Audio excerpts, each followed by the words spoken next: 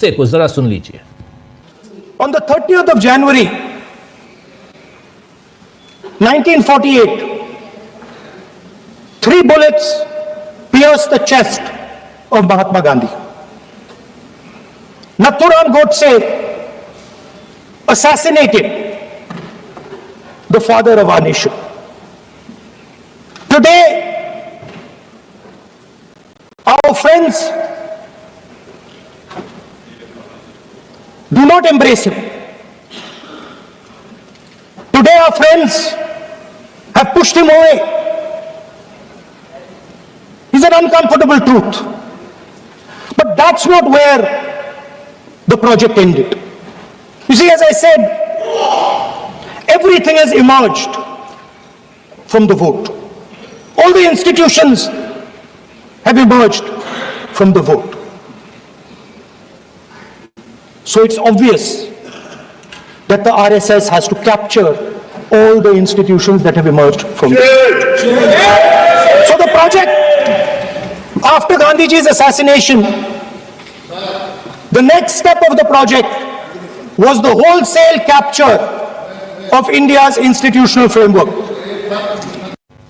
तो गांधी जी की हत्या के बाद जो प्रोजेक्ट था वो पूरे भारतीय इंस्टीट्यूशंस पर कब्जा करना, और इस हिसाब से कैसे धीरे धीरे आरएसएस ने अपनी गतिविधियां बढ़ाई और आज की तारीख में यहां तक पहुंच गया आरएसएस, बीजेपी पहुंच गई कि उसने चुनाव आयोग पर भी कब्जा कर लिया है। यह बात यहां कही राहुल गांधी ने। तो आइए दोस्तों, आज चर्चा करेंगे कि क्या विपक्ष के सामने टिक नहीं पाएगी बीजेपी।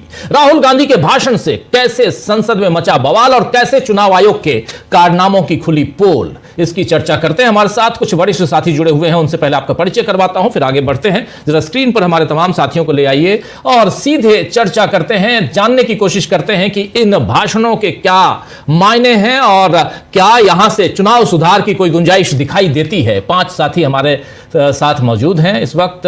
अमलिंदु उपाध्याय जी हैं, प्रशांत टंडन जी हैं, शकील अख्तर जी हैं, पंकज चतुर्वेदी जी हैं और मुकेश कुमार सिंह साहब हैं। आप पांचों का स्वागत है, इस्तकबाल है। स्वागत इस्तकबाल आप तमाम दोस्त साथी शुभचिंतक आप सबका, जो अब तक जुड़ चुके हैं उनका भी, जो जुड़ने वाले हैं उनका भी। यह भाषण राहुल गांधी का, लेकिन यह भाषण एक उच्च लेवल का भाषण था जिसमें उन तमाम मुद्दों को लेकर राहुल गांधी आए जिन मुद्दों का जिक्र बार बार होता है, और ये मुद्दे न सिर्फ संसद में बल्कि संसद से बाहर सड़कों पे भी, और अब तो सुप्रीम कोर्ट में भी पिछले 4 महीने से हम लोग लगातार सुन रहे हैं। और अमलेंदु जी, आपसे बेहतर और कौन जानता है कि सुप्रीम कोर्ट में क्या कुछ चल रहा है। और आज भी सुप्रीम कोर्ट में सुनवाई हुई, एसआईआर पे सुनवाई पूरी हुई है इस पक्ष से, अभी उस पक्ष बचाव का पक्ष अभी बाकी है अपनी बात रखने के लिए। वहाँ एसजी तुषार मेहता अपनी बात रखेंगे, लेकिन ज़रा आपसे इधर का जो क्या वो सारे मुद्दे, और कई बार लगता है जब सुप्रीम कोर्ट की दलीलों को हम लोग सुनते हैं तो लगता है कि हाँ, अब आर्टिकल 327 बार बार जिसका जिक्र आता है, और ये कि संसद चुनाव आयोग के लिए नियम संसद से नियम बनते हैं, और लेकिन अब चुनाव आयोग खुद नियम बनाने लगा है। और अभी पंकज जी ने बताया भी कि कैसे एसआईआर की समीक्षा मुख्यमंत्री और उप मुख्यमंत्री कर रहे हैं, वो उत्तर प्रदेश में गाजियाबाद में, जो नहीं होना चाहिए। और ऐसे में क्या लगता है, आज जो चर्चा हुई है सदन में, ये चर्चा क्या कोई दबाव बना पाने में सक्षम होगी, खासकर जो मामले चल रहे हैं उधर सुप्रीम कोर्ट में। अमलेंदु जी, देखिए राजीव जी, असल में सुप्रीम कोर्ट में जो मामला चल रहा है और सुप्रीम कोर्ट में जो दलीलें थीं, वो ठीक उसी तरीके की दलीलें आज मनीष तिवारी ने अपनी बात शुरू करते हुए रहीं। और बात यही थी कि जब संसद सर्वोच्च है और कानून बनाने का अधिकार संसद के पास है, तो चुनाव आयोग किस तरीके से अपना कानून बना सकता है, ये महत्वपूर्ण बात थी। उसको विस्तार से मनीष तिवारी ने रखा।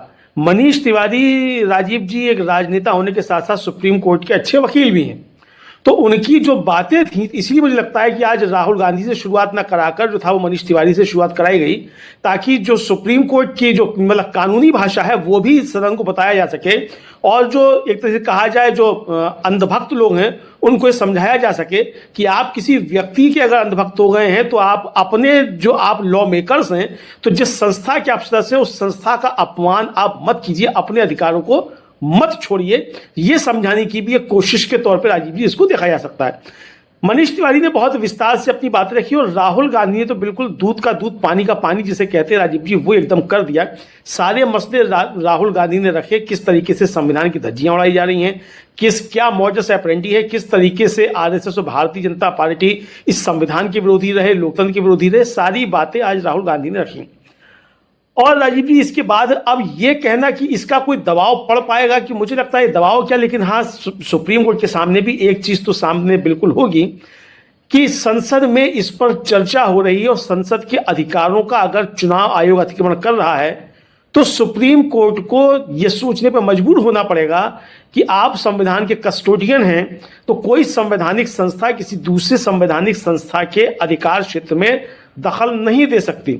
और खुद सुप्रीम कोर्ट कई बार राजीव जी ये बात कह चुका है कि कानून बनाना संसद का काम है, सुप्रीम कोर्ट का काम नहीं है। कई फैसले राजीव जी इस तरीके के हैं जो आए हैं, उसमें साफ तौर पे कहा गया है सरकार को तो निर्देश सुप्रीम कोर्ट दे सकता है, लेकिन संसद को निर्देश नहीं दे सकता या किसी विधानसभा को निर्देश नहीं दे सकता कि आप इस तरीके का कानून बनाइए। कानून की समीक्षा कर सकता है, उसको निलंबित कर सकता है कानून जो बन के संसद से आता है। लेकिन अभी भी राजीव जी जब प्रेसिडेंशियल रेफरेंस पर जब 5 जनों की खंडपीठ का फैसला आया, उसमें भी ये बात आई कि जब कानून बनने की प्रक्रिया है तब तक उसके बीच में सुप्रीम कोर्ट दखल नहीं कर सकता। कानून जब बन जाएगा तब वो उसकी समीक्षा कर सकता है, तब उसकी कानूनी समीक्षा हो सकती है, उससे पहले नहीं हो सकती। तो यानी कानून बनाने का अधिकार जो है वो संसद का है, और यही बात मनीष तिवारी ने भी कही, यही बात राहुल गांधी ने भी कही। और राहुल गांधी ने किस तरीके से चुनाव आयोग भारतीय जनता पार्टी का अनुषंगिक संगठन बनकर, यानी उसका फ्रंटल ऑर्गेनाइजेशन बनकर काम कर रहा है, ये सारी बातें बताई और ये बताया कि चुनाव आयोग ने क्या क्या गड़बड़ियां की हैं और भारतीय जनता पार्टी चुनाव आयोग को बचाने के लिए राजीव जी क्यों आया थी, ये राहुल गांधी ने कही।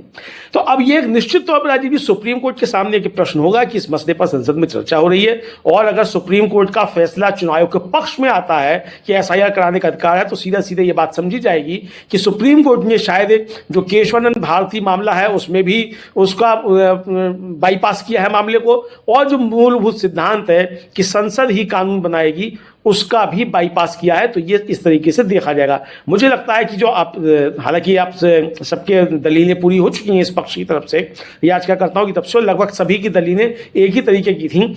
और राजीव जी लेकिन आज सुप्रीम कोर्ट में 2 बातें बहुत महत्वपूर्ण हुई इस मसले के दौरान।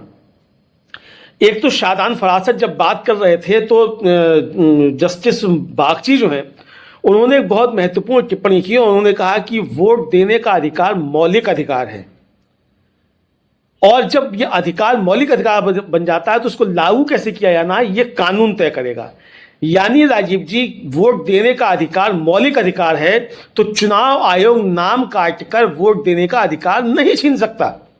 ये इस टिप्पणी को राजीव जी इस तौर पर देखा जा सकता है। अब उसमें क्या आता है फैसले में वो अलग मसला है, लेकिन ये स्पष्ट तौर पर जस्टिस बागची ने कहा कि ये मौलिक अधिकार है और ये लागू कैसे होगा ये कानून तय करेगा। कानून कौन बनाएगा? कानून संसद बनाएगी। यही बात राजीव जी चल रही है।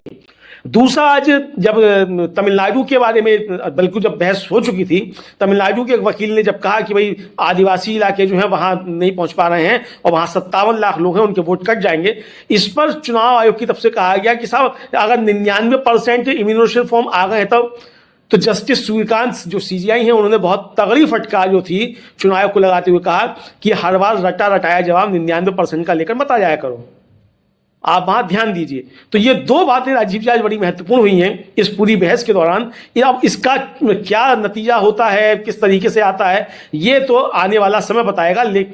हाँ, फैसला क्या आता है बोलेगा, लेकिन जो 2 टिप्पणियां आई हैं ये एक तरीके से दिशा निर्धारित कर सकती हैं राजीव जी। और चलते चलते राजीव जी एक और फैसले का मुझे लगता है कि जिक्र करना बहुत ज़्यादा जरूरी है, और वो भी सुप्रीम कोर्ट का फैसला है, खासतौर से जस्टिस सूर्यकांत और जस्टिस जय माल्या बागची की खंडपीठ का है।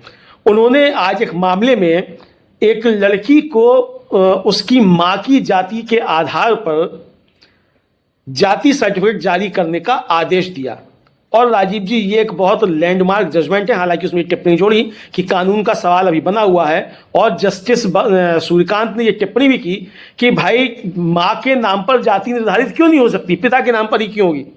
तो राजीव जी, अगर ये कानून का सवाल खुला हुआ है, अगर ये कानून में इससे आड़े नहीं आता है, चूंकि अभी तक जो कानून है उसके हिसाब से तो पिता के उस अनुसार ही बनती है, लेकिन अगर ये कोई सबसे आगे सुनवाई में चलकर, तो मुझे लगता है राजीव जी एक लैंडमार्क जजमेंट होगा, एक नई बहस जो है वो छिड़ेगी। और आपको याद होगा कि जो एक रोहित वेमुला का मसला आया था बीच में, जो जिसने अपनी जान खुद ले ली थी, अगर ये जजमेंट राजीव जी उसके मामले में भी इसी तरीके का आ गया होता तो शायद रोहित वेमुला एक अच्छा शोध छात्र जो था, वो एक अच्छा जो था वो स्कॉलर हमारे बीच होता राजीव जी।